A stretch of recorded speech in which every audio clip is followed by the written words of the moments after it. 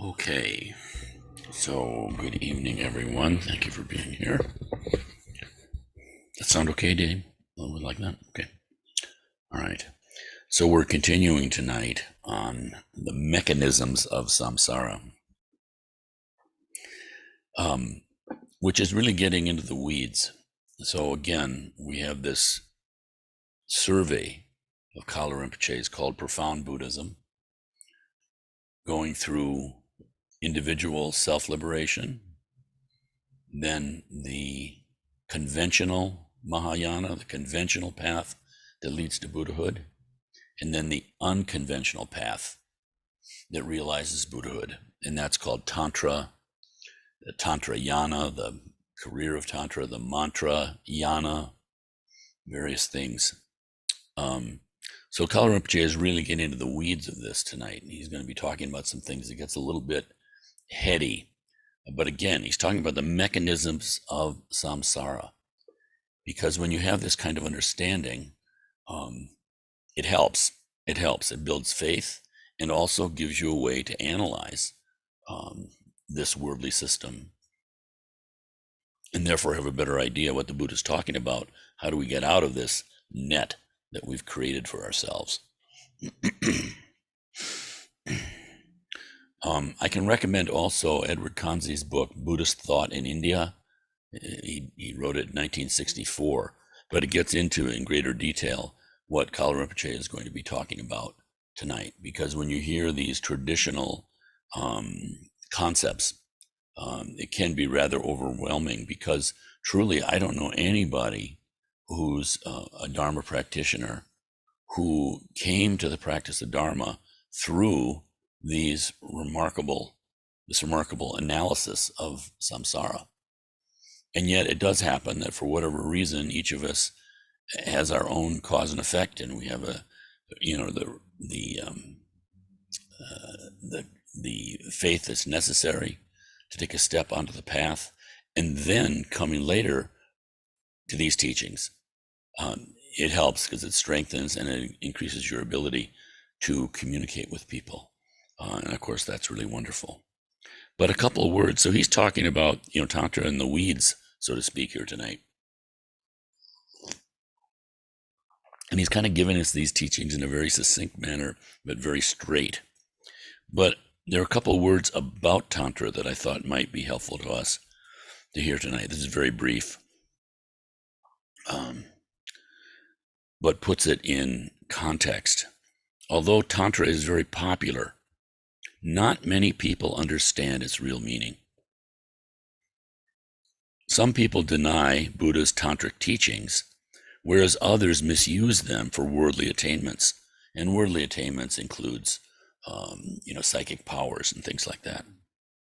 And many people are confused about the union of sutra and tantra practice, mistakenly believing that sutra and tantra are contradictory. But in the condensed Heruka root tantra, the Buddha says you should never abandon highest yoga tantra, but realize that it has inconceivable meaning and is the very essence of Buddha Dharma. When we understand the real meaning of Tantra, there will be no basis for misusing it, and we shall see that there are no contradictions at all between Sutra and Tantra. Practicing Sutra teachings, these are the conventional teachings using conventional mind.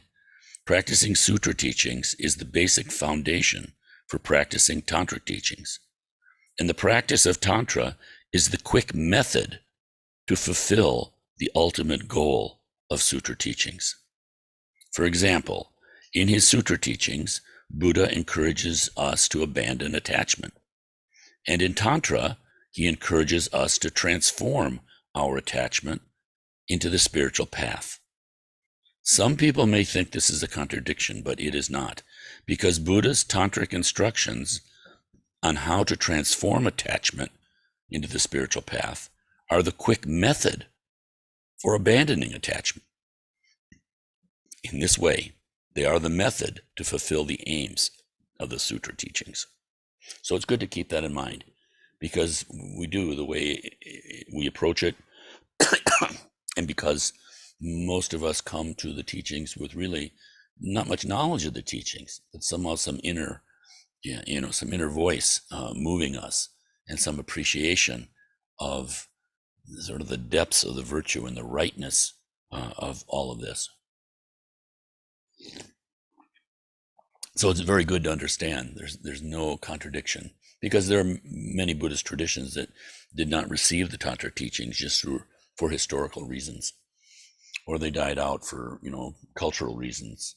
And then later the Tibetans and the Mongolians came in, like in China, and became sort of represented the tantric vision of the teachings, where the indigenous, when I say indigenous, it came from India, but still the Chinese Vajrayana that grew on its own and then was transmitted to Japan died out in China itself later, but then the Tibetans and the Mongolians sort of filled the void. So we're with Kalu Rinpoche again in the chapter on the mechanism of samsara, and we're at the bottom of page 118 on the 12 interdependent links.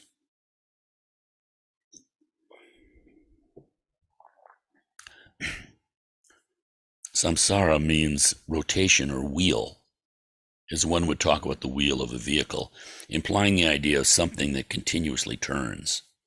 The force that gives movement to this wheel does not come from outside, but is the result of our own acts. Negative acts entail rebirth in inferior worlds, such as animal, hungry ghosts, or hells. Positive acts cause rebirth in superior worlds, gods, demigods, and human realms. Samsara is described as the totality of 6 realms, to which a 7th realm, the bardo, is sometimes added. So this is interesting here too, because again, Kalu Rinpoche is in these 12 different schools of the Kagyu transmissions, the Kagyu school of Tibetan Buddhism. He's a lineage holder, one of the Shangpa Kagyu. And so there are interesting little differences sometimes between the various schools. And this, having the bardo, this time between death and rebirth, listed as an additional realm, like 7 realms instead of 6. Very interesting. I hadn't heard that before. Okay. Bardo means interval or gap, and as used here, refers most often to the intermediate period between death and rebirth. But it can be applied to several other circumstances. For example, we could speak of a bardo as a name for the no man's land separating France from Belgium. I'm not really aware of a no man's land between France and Bardo and Belgium, but I take the idea. Sometimes outer samsara is used to refer to the 6 classes of being, and inner samsara to the bardo. One also speaks of the succession of our thoughts as composing the secret samsara. One way to envision the functioning of samsara is to look at it from the point of view of the process of the 12 interdependent links. And now he lists these 12 interdependent links. Ignorance, leading to karmic impulses, leading to consciousness, leading to name and form, leading to factors of perception, leading to contact, and leading to sensation arising from contact, and cessation creating craving, and craving leading to grasping, and the process of grasping leading to becoming, and that leads to birth, which leads to old age and death.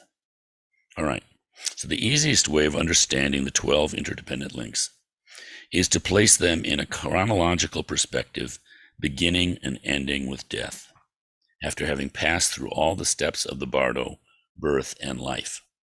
So first, ignorance. Before this life, we have experienced another life. At the end of this previous life, the separation of mind and body, which is called death, occurred, and produced a period of unconsciousness, similar to deep sleep or fainting. This period varies according to the individual. Generally, it takes 3.5 days, and corresponds to the first link of ignorance in the chain of the 12 interdependent links. Then the second and third, karmic impulses and consciousness. When this period ends and one awakens from deep sleep, the mind resumes its functions and is put in motion by karmic impulsions. This is a first, very primitive degree of activity. These impulsions are quickly followed by the more structured and elaborated activity of consciousness.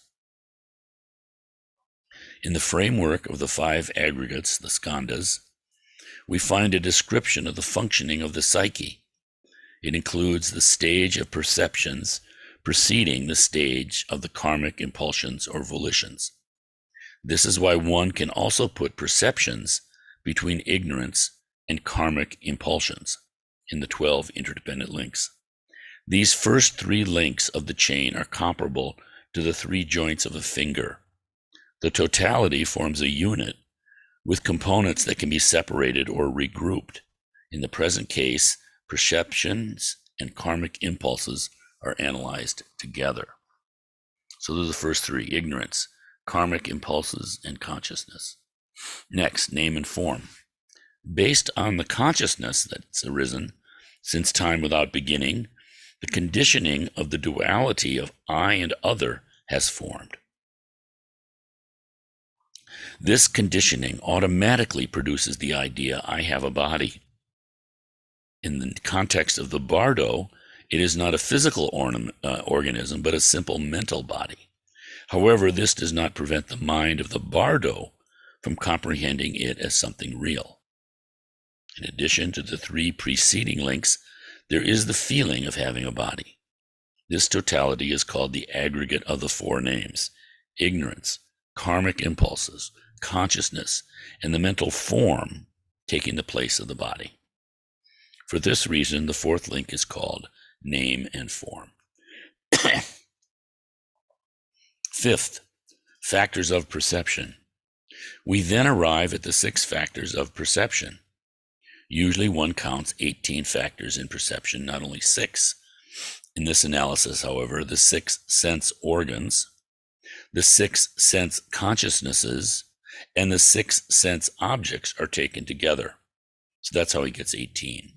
In the classical Abhidharma teachings, they list these 18. The eye is associated with visual consciousness and external objects that it perceives. The ear is associated with auditory consciousness and sounds. The nose with olfactory consciousness and smells, and so on. However, in the bardo, the body and external environment, as they do not possess any physical foundation, are reduced to mind. The sense organs are not materially present, no more than external manifestations is founded on material reality. The mind alone creates the impression of a body and an external world. Therefore, one speaks only of 6 factors of perception. Okay, ignorance, karmic impulses and consciousness, leading to name and form, leading to factors of perception, now to contact. In the system of subjective manifestation of the bardo, the feeling of perceiving objects by consciousnesses through mental organs is created, and contact occurs as the 6th link. In the same way that we touch an object with the finger, sensory faculties on the bardo enter into contact with their respective objects. You think about the linguistic meaning of these things. Perceptions have to do with a percept. Percept, I think the traditional teachings, but certainly Edward Kanzi says it's like a bird alighting on a wire. That's what's happening. Your consciousness, but it's like coming to a spot, like a bird landing there, a percept. And that's the contact. Now, sensation from that, because of contact, the 7th link of the chain of 12 interdependent links is experienced as a pleasant or unpleasant sensation. So there's this, grosser kind of feeling of either attraction or aversion. Then craving. Greed takes place in the solidification of a situation because of a tendency to interpret a pleasant or unpleasant perception as truly existent or as an external object. Craving for action directed to the object is produced. So the craving leads to grasping. Number 9. From craving proceeds grasping. As the object is completely accepted as real, the will to grasp it occurs. An example may clarify the process. When a person sees a fruit, visual consciousness establishes contact with the object by the medium of the eye. Then a sensation is added, which can be pleasant if the fruit looks good. From this, the desire to possess the fruit arises and becomes concrete in the very act of grasping it, leading to becoming. Now in the bardo, once the aggregates of the 4 names is constituted, the 6 factors of perception are developed. By the force of karma, the mind is driven to see its future parents uniting. This vision corresponds to contact, followed by sensation, then greed, from which proceeds the movement of grasping.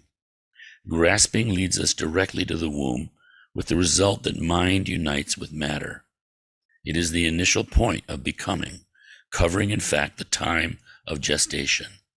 One can envision it as an effort of the mind to incarnate, or as a force impelling the mind to incarnate. And this is all the force of karma, which, even when sleeping is this, this force. It's like the current of a river. The process of conception is dominated by an emotional reaction occurring when the parents are perceived uniting. If the karma of the future human being is to be reborn as a man, the being will strongly feel an attraction for the mother and aversion for the father. If the being is destined to be a woman, the being will feel attraction to the father and aversion for the mother. This double feeling of attraction-aversion acts as a factor provoking entry into the womb. The material supports with which the mind unites at the moment of conception are seen occurring in the course of a 7-fold transformation, with each step taking a day. The essence of food, assimilated by the parents, passes into the blood, from there into the muscle tissue, then into the adipose tissue, into bone and marrow. At this stage, the wet and right bindus, Tibetan tiglis, the most subtle essence of the spermatozoid and ovum, spreads throughout the body, produces a physical and psychological well-being. We find all the material factors of conception on the 6th step of the metabolic process, mind uniting with white and red bindus in the bardo. The step of becoming corresponds to stabilization of the mind, and as long as the mind is in the bardo, it is comparable to a feather or a piece of paper scattered by sudden changes in the direction of the wind. The paper or feather may become attached to a sticky object. Likewise, the vagabond mind of the bardo fixes on the bindus. For a being whose karma is positive, the period of gestation and birth can unfold without pain. In general, however, the fetus suffers because of constraints imposed by its situation. We are all familiar with the uncomfortable situation of remaining too long with folded legs or with stretched legs. The fetus is submitted to many annoyances by not being able to move at will. And then 11, from becoming comes birth. Becoming naturally leads to birth, a very painful moment, even if it's later forgotten. And then finally, 12th, old age and death. Following birth, the process of aging, in which illness and much suffering are usually involved, begins. Inescapably, impermanence leads to death. We find a concrete illustration of impermanence by looking at a watch. From second to second, without ceasing, the hands advance. Impermanence also progresses from instant to instant, throughout our lives. Whatever the reason, old age, accident, or sickness, we cannot escape death. Only the duration of life varies. Birth is a painful process, and death is also painful. During our life, we do meet with many difficulties. In a general way, when the Buddha taught the 12 interdependent links, he emphasized suffering and all its necessary implications. We have covered all the links composing the 12 interdependent links: ignorance, karmic impulsions, consciousness, name and form, factors of perception, contact, sensation, greed, grasping, becoming, birth, and old age and death. This succession, implying a physical existence, is similar to the growth of a flower. A child develops until reaching the fullness of a young adult, just as a bud opens in the full blooming of the corolla. Then the flower begins a process that inevitably leads to its withering. The human being slips on the slope of old age with a progressive decrease of abilities and finally death. Death occurs with the reabsorption of the 5 elements, ending in a phase of complete unconsciousness. The mind falls into ignorance, the first of the 12 links. The sequence of interdependent links continues without ceasing. So you'll see, when you see the classical representation of the wheel of samsara, the tankas, on the in the center, they have the pig, the rooster, and the snake. Ignorance. Rooster is greed. The snake is anger, and they're chasing each other, biting their tails, so to speak, around and around and around. And then you see, the 6 realms displayed, and on the rim of the 6 realms, you see these 12 interdependent factors, praticca samutpada, I think it's called. So they're there. So it's a very great teaching technique. Oh, thank you. There it is. Thank you. Yeah, the wheel of life. Yeah. No. Yeah, you don't see a pig in the middle. Where'd the pig go? Yeah.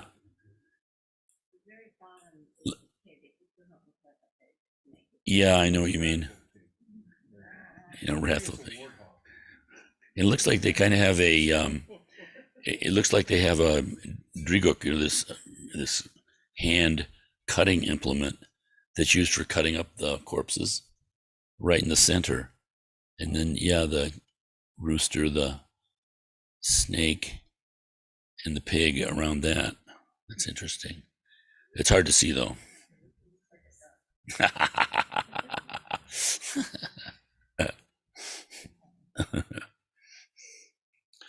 And then also immediately around that, I left this one out. You see there's this circling of human beings going up and falling down, around and around and around. Then the 6 realms out from that, and then the 12 interdependent links out from that. And of course, they're symbolized in certain ways. I can't remember all the symbolism, but for instance, I know when it talks about is it sensation? Where are we? Becoming. Sensation. Yeah, sensation is, thank you, Gretchen. Sensation is symbolized as a man with an arrow in his eye. Can you see? Oh boy. You see a pig there? Mm-hmm. Yeah. Yeah. So they have very vivid imagery too on the 12 interdependent links, symbolizing the different states. And like I mentioned, the one, I think, sensation is a man with an arrow in his eye. Of course, the very vivid impression of sensation. And name and form, I think, is a man on a boat, various things. I can't remember all the symbolism, but all of this is in that. You know, the tradition says that the Buddha painted this himself, the first one, and you'll see it. It's displayed on the veranda of monasteries. And it's all in the grass, but it looks like a scary thing, but it's actually Chenresig, the Buddha of compassion. In a wrathful form, yeah. And then you also see, where does it start?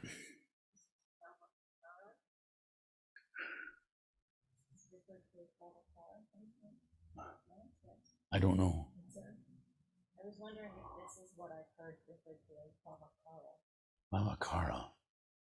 I haven't heard that, but that doesn't mean that it's not. Yeah. And what else? I'm trying to find where ours starts in the book, but you also see someone, a monk, pointing outside of this whole drama.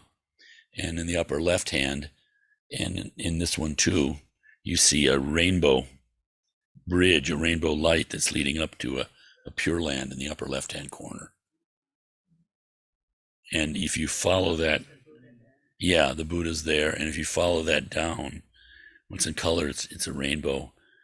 It goes down to a monk who's pointing, but I don't see that in the one in our book. The monk pointing and starting the whole process. You see him?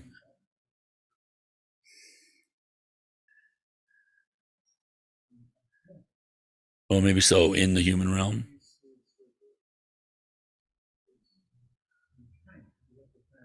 Yeah, we'll have to find out about that. And also, if you look, you can see there's a manifestation of Buddha in each one of the 6 realms. They give teachings appropriate to those beings wherever. So it's kind of a remarkable presentation.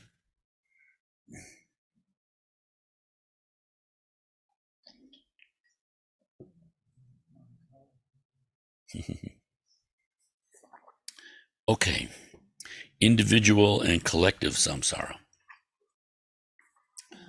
The 12 interdependent links are a way to describe samsara. We can call them individual samsara because they depict a cycle continually reproducing each individual from death to rebirth. We can also see samsara collectively by envisioning the different modes of incarnations, which are the 6 realms. There are the 3 superior realms, human, demigod, and gods, resulting from positive acts, and the 3 inferior realms, animal, hungry ghost, and hellish beings, where negative excuse me, where negative acts lead. We should note that the 12 interdependent links automatically maintain their continuity. It is not necessary to wind them up like a watch. No external intervention is necessary. They function as does a quartz watch without a winding stem. Now, meditation on the 12 links. All levels of Buddha's teaching include the notion of 12 interdependent links. However, it is developed in more detail, an emphasis in the vehicle of the solitary Buddhas as an aspect of the small vehicle serving as a support for meditation. So the solitary Buddhas are the Praticaka Buddhas. Again, in the path of self-liberation, they're the Shravakas, which is the level of hearing, and then going up with a deeper insight are the solitary Buddhas, and then above that, the Bodhisattvas. They're often referred to in the sutras. The Praticaka Buddhas are often said to be like a rhinoceros going alone through the jungle. The practitioner reflects deeply upon each of the links as we have described them, from ignorance to death. Then he or she examines them in reverse order, seeking the origin of each one of them. How have old age and death taken place? Because they are preceded by birth. Why birth? Because of becoming. That is to say, because of the entry into the womb.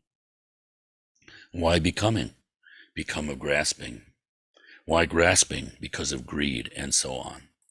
The meditator in this way returns to the first link, ignorance, to ask the final question. From where comes ignorance?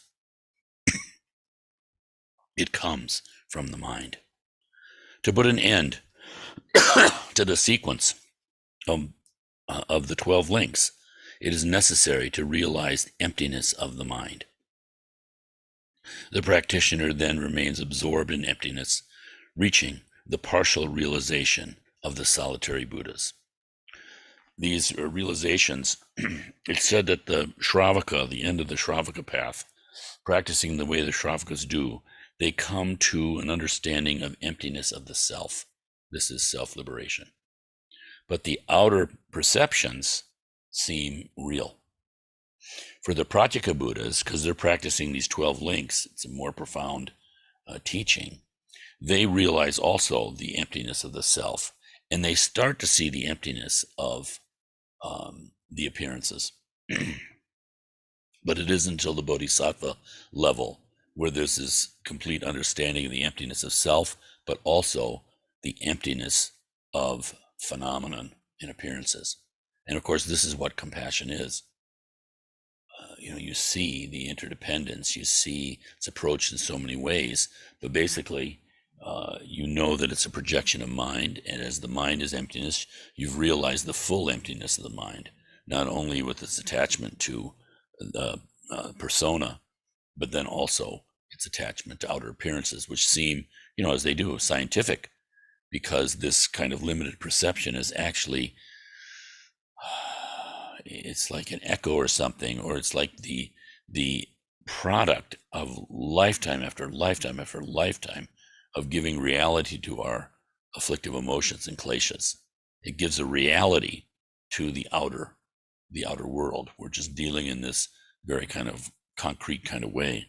And then it becomes our perception, so much so continuously, that it seems permanent and real to us. Okay. The meditator in this way returns to the first link, ignorance, to ask a final question. From where comes ignorance? It comes from the mind.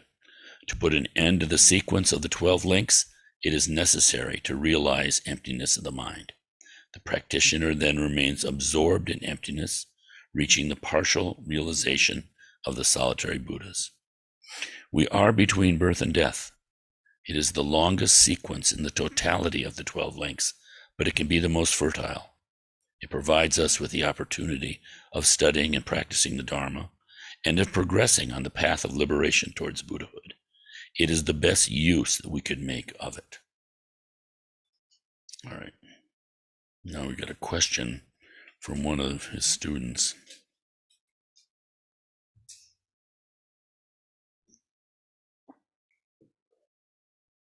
Question: when one reaches liberation, how is it, since there no longer is karma, that we do not totally dissolve, but create emanations? Kalu Rinpoche: liberation is not physical, as if we were going out of a place into another one. It is the mind that liberates itself. The path of liberation relies on a type of meditation called mental calming, in Sanskrit shamatha, Tibetan shine. Usually our mind is agitated and entirely out of control. Shine, mental calming, allows us to pacify and stabilize it, allowing the possibility of implementing deeper meditation leading to the recognition of the true nature of the mind. Our present inner state is comparable to a candle exposed to the wind. We can try to light it, but gusts of wind constantly extinguish it. These windy drafts are the conflicting emotions and thoughts, preventing the establishment of authentic attention. The first step of meditation aims at calming the mind. When a sufficient degree of shine, mental calming, is reached, we are faced with a twofold question. Who turns in samsara and who attains liberation? Of course, it is the mind. One seeks then to understand the nature of the mind and discovers that it is emptiness, clarity, and intelligence without obstruction. So awareness, knowing, you might say. It's empty, it's clear, and it's aware. The second phase of this meditation is called superior vision, in Sanskrit vipassana, in Tibetan laktong. It opens the way to liberation on the first level of a bodhisattva. The mind gains great control of itself and simultaneously has a capacity to act for the benefit of others. Of course, this is what Khenpo has taught several times here now, this first level of the bodhisattva. He talks about the 10 bhumis, the 10 levels, grounds of bodhisattva. And then he's also taught them in terms of putting them in context with the whole samsaric path. So he also talks about the 5 paths to Buddhahood. And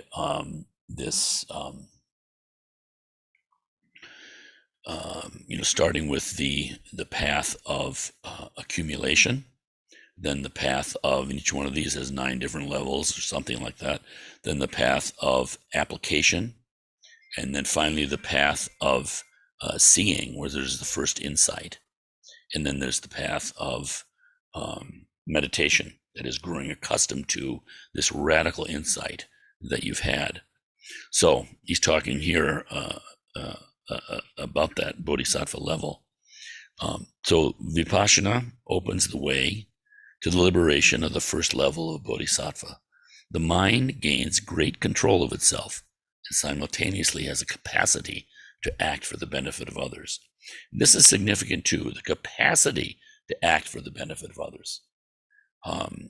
We do ourselves no favor by thinking that we don't need to develop our capacity to help others. Compassion is more than just, feeling. The word, as it emphasizes, compassion with passion. Many descriptions of this in the Tibetan text, which are very clear and correspond to this mind of compassion. But of course, the compassion that we're talking about, starts with this capital C, wisdom as perceived by a dualistic mind, and then all the way down to the kind of emotional compassion which is included in there. But this capacity to act for the benefit of others is something really good to understand, because it brings humility. It's not a situation of our charging in so full of ourselves, but thinking that we need to be helping others, which we do, but so much of that kind of help is completely confused with self-grasping. We want to be recognized for how compassionate we are. Even our own mind, just giving ourselves praise, even if no one else is. And then we give ourselves praise for not wanting others to do it. So it's so complicated, it can be. But this is the thing about the greater degree of realization of emptiness, the greater capacity, because you're not being tricked to a greater degree anymore by the world of appearances, and therefore you can move through it, use those appearances to actually help, because you're not attached to them themselves. It's like a doctor is not attached to the medicine that he or she is prescribing. It's just using it. And so too with the bodhisattva, with the world of the dharmas. Okay. Mental calming and superior vision, again, shamatha and vipassana, form a perfectly authentic path. However, we live in an era unfavorable to the practice of the Dharma because of the intense activity of human beings, the abundance of distractions, and idleness. Rather than trusting only our own forces in meditation, perhaps it is more prudent to rely on a force greater than our own. Suppose that you want to visit a relatively faraway place. You can go there by foot, but this requires time and will be fatiguing. You can also hitchhike or take a taxi using someone else's vehicle, saves time and energy. Practicing Shine and Laktong and increasing compassion and knowledge of emptiness by relying only on the power of our own mind risk being difficult. If we rely on a force greater than our own, for example, that of Avalokita, Chenrezig, the progress is made easier. We go by car or train rather than traveling on foot. What a profound point here, especially in our culture, which is so individualistic. Someone comes to great wealth, we laud all sorts of praise on them. Look what they did. And we sort of forget that this happened in context of all sorts of other things, not the least of which having customers who wanted to buy and who could buy or accept their idea. In other words, there are powers that are greater, you might say, than our individualistic powers. Now, of course, in the end, we are the deity. We are Chenrezig. But to claim that too easily is also a mistake, because for us, it seems like something outside. We can have a vision of Chenrezig, and there is that dualistic feeling. That's just how it is. We've trained ourselves so thoroughly in that. And that's not to be discarded. We just do the practice. But this idea that you can actually have help when one struggles with the challenges of meditation,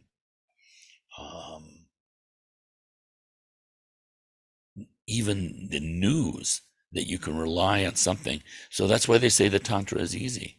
That's what the teachers say. The Tantra is easy. We don't think of it that way, but I believe them. All right. Avalokita practice includes Shine, calming the mind, since we apply our attention without distraction to visualization of the deity's body and recitation of the mantra. Even if we cannot visualize, our concentration on the recitation of the mantra would be sufficient because of its grace, its blessing, and our meditation will progress and naturally open up to Laktong, to special seeing, to insight. Avalokita provides us an easy and swift path. Most often there is little inclination to believe its effect, thinking that there is somewhere a superior and hidden method. But this is not a personal opinion. The Buddhas and Padmasambhava have taught many times that the path of Avalokita is the best and most beneficial. All right, maybe this is a good spot for questions, if any. Again, I'm saying this is kind of in the weeds because of these technical teachings. I mean, most of us are, looking at the wheel of life, and somehow we don't even notice that outer ring. If you're like me, looking at the different realms, what's going on there, because it's so interesting. And then the pig, the snake, and the rooster, I always get lost in that.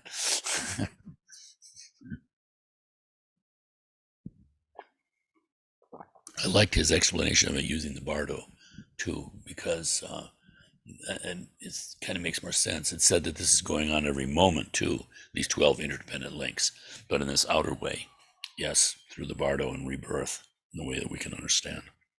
Okay, any impressions, questions, anybody?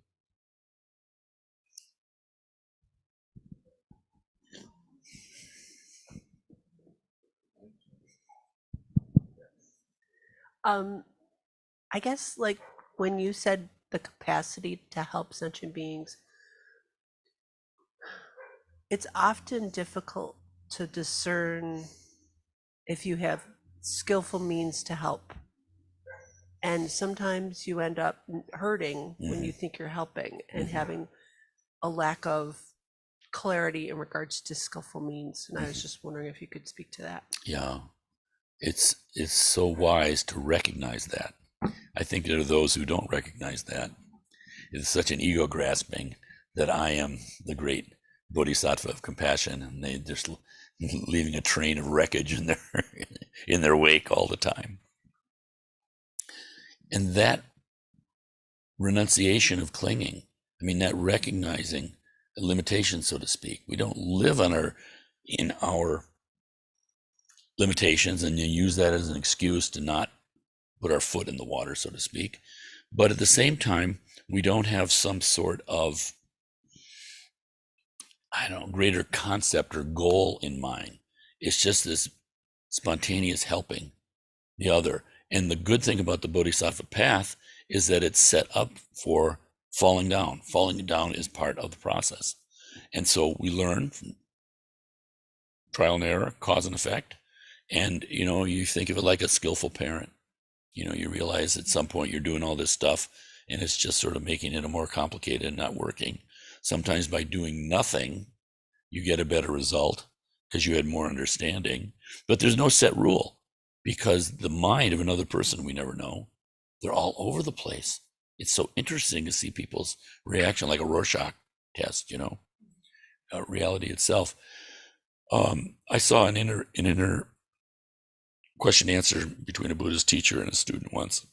And the person was talking about friends that she had, I think it was a married couple that were breaking up.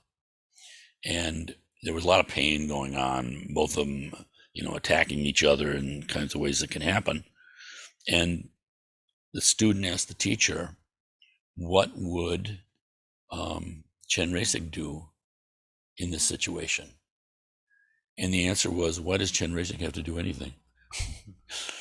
So it's vaster than our manipulation and our kind of something I can write about in school or on my political campaign. Look, all these people I've helped.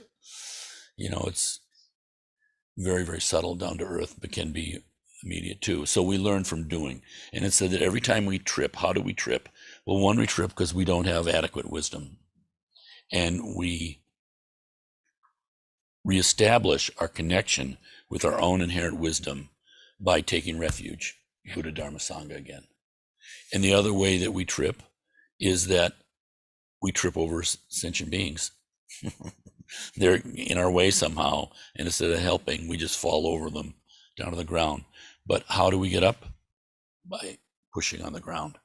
And we do that by taking the motivation, the bodhicitta, again and again. So in that way, it becomes like a Pure Land, because even your mistakes are purifying your mind. And in the effort, you're gaining merit. In the mistakes and the letdowns, the sufferings, whatever, you're purifying the mind.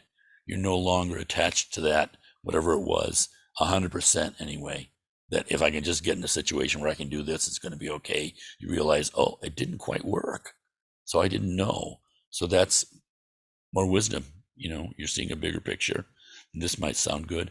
You see that all the time with, coaches and students and parents, certainly all these things that sounds like it should work. You've just read Dr. Spock, I'm going to do this. And somehow it doesn't turn out that way. There's more to it than that. So the key thing, why they say, is the motivation. When the motivation is there, it really is self-correcting. Maybe not immediately in terms of gaining skillfulness, but at least you're not jumping in 100% anymore to the ignorance that leads to making it worse. So try. Yeah.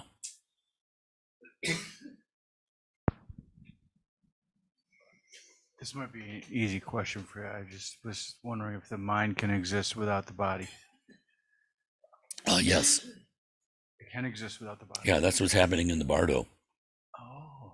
And that was his teaching. We drop the body, but we are so attached to the body, because there is like a body-mind unity, you might say. But doesn't the mind transfer to another body in the Bardo? Well, no, it's more subtle than that. Oh. So again, instead of something called a mind or a soul, that's kind of like leapfrogging into successive bodies, right? Rather, it's a flame passing from this candle to this candle. So what's passed over? Really nothing. But something passed over. Energy. It's very subtle. So it's a dynamic process, not a material kind of ping pong ball going on. Right. So what happens is, though, we're so obsessed with our body. I mean, this is, you say, where are you? Oh, I'm here. This is my body. We can never find the my, but damn it, this is my body. What's the worst thing you can do? You go up in a bus and you give someone a poke in the butt, you're in big trouble. My body, that's real and good that it's that way too, right, for this level of understanding. But my point is that we're so attached to our body. We have such grasping to our body that when we die, we go into unconsciousness because we can't imagine anything existing without our body. So the body's gone. The body is like unconscious, you might say. And there's this period. I mean, like they said, can be 3.5 days, differs for different people. And out of that comes this, it's said to be the mother and son meeting. So the son being our individualized existence and the mother being our true nature. There's a moment. And if you can catch that moment with understanding, that's liberation and Buddhahood. And it's said that that moment lasts longer depending on one's merit and virtue and practices in that. So it can seem to last longer, or it can just be such a snap that, especially someone who's never meditated, they never will get awareness of that. And then what happens? The whole thing starts to emanate again. First, all the peaceful deities, wrathful deities, and eventually we get this bardo body, which is totally a mental body. So there's no body other than this mental, like, dream creation. Is that what's meant by the rainbow body then? No, the rainbow body is enlightened aspect. So this is, the bardo body is like produced by our individual consciousness. But now that the body is gone, it's more subtle, and we're in this gap, this in-between era. And one of the reasons it's so dangerous is because, like you said here, it's not anchored to a material body. One reason that the human realm is so valuable is because we can actually practice with this body. If I get angry, that's very powerful, but I'm still anchored in this body. But in the bardo, we don't have that physical anchoring that we all believe in. A moment of anger can throw you to Jupiter. There's nothing holding you down. That's why it's so dangerous, but at the same time, why it's such great opportunity. Because if you're practicing compassion and thoughts that you've worked on in your lifetime, if your habit is to feel compassion when you see suffering, that throws you into positive realms.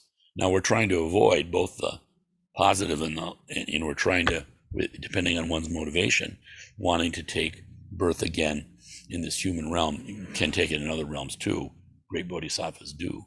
But nonetheless, it's very subtle, but therefore it's very powerful because we're not limited really in any way. Rather remarkable thing. Yeah.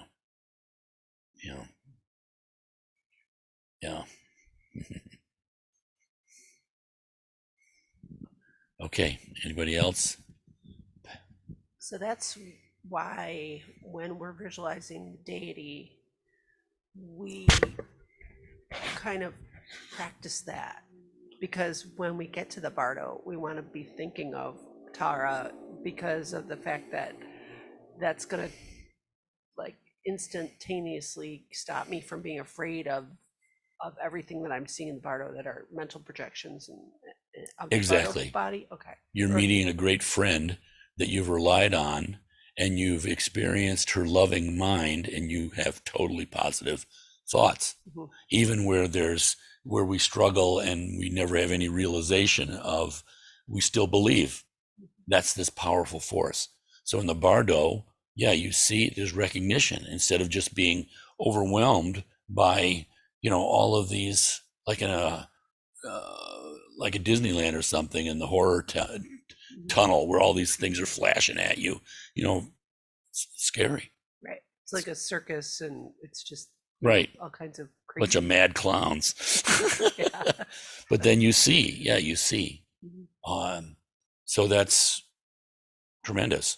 But the other thing that's happening is that in the very practice, when we do Vajrakalaya or Green Tara on a Sunday, mm-hmm. we're actually going through that whole bardo experience. So we're not only in an outer way experiencing it with dying and being reborn in between, but we're doing that, the whole creation phase of visualization practice is going through that process. And then, of course, it ends with the dissolution. And then with the beginning, it starts again. The whole cycle is going. So we start with that mantra, Om Svabhava, and you drop attachment to all ordinary appearances. And then there's nothing. But then out of that comes the seed syllable, and the whole thing starts to build. So you're going through the whole process. So this is very strengthening in the bardo too, because you've practiced in an inner way this process again and again and again. And now you see it happening in an outer way, because that's sort of the level of understanding we have. But it's not foreign. It's kind of like, you practice all those piano scales all the time, and then you get into the concert. Well, there's kind of like a body memory there, a body wisdom, you're not having to learn it anew. There's kind of a stability of shamatha, peacefulness, because you've done this before. It's recognition. It's, I know this. The confidence of, so, my sons-in-law have now converted me into a soccer fan, so much so that I find myself playing football instead of soccer, See, that's good. See this? I'm still not convinced that I'm not a sellout, but so I'm loving it anyway, right? And so I told you this story about how I had never seen one soccer football game ever, and my Argentinian son-in-law, so this professor at Stanford of Japanese literature, is it he does? He just loves, he lived in a Zen monastery for a year, studied a tea ceremony. He just is a brilliant guy, and he just loves Japanese culture. So obviously he's absorbed a lot of Buddhistic kind of thinking, But he was the one that told me when I first met him, and we were going to watch a game, and he said on TV, and he said, the first noble truth of soccer is suffering. Because he's grown up in Argentina, and they won the world championship like when he was a little boy with his real character, Maradona, who got arrested for shooting his pellet gun at reporters. He was a totally wild guy, but of course had these unbelievable historical goals and became like this god in Argentina. He could do no wrong. Anyway, so that's the history that you have, and yet they're losing all the time. Close, but always losing to Brazil, losing to Germany, losing to all these inferiors. Yes. So anyway, this is several years ago. So I was watching them. They were in the Western Hemisphere championship tournament, and they were in the semifinals. No, they were highly favored, and they were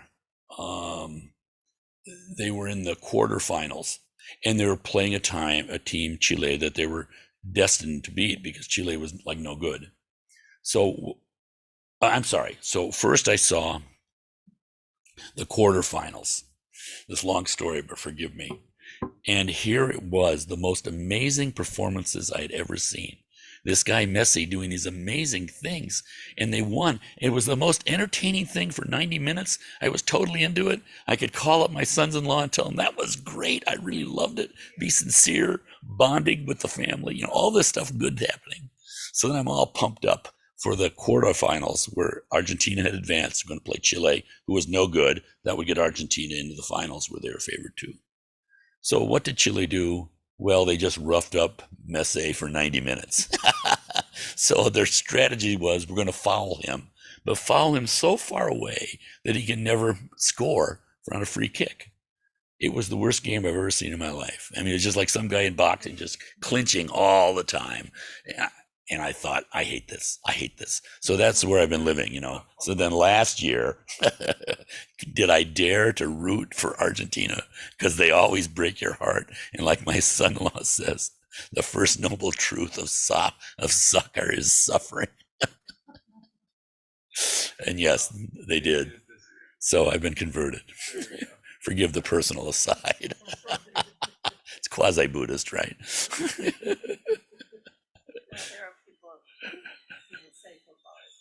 Is life. Right.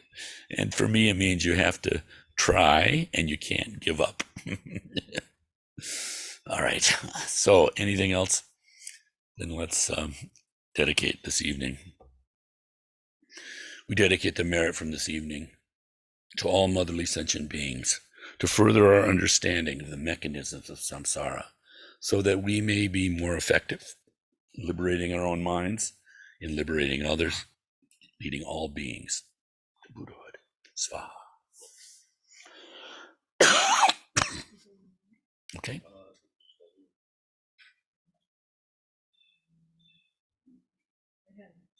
I have one announcement, and that is that there will be no study group next week because Frank and I will not be here. Okay.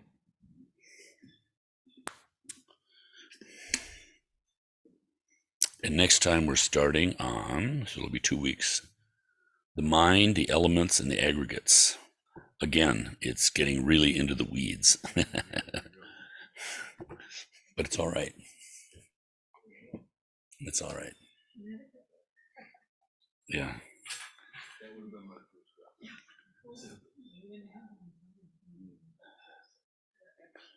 Going to Las Vegas. What happens in Vegas stays in Vegas.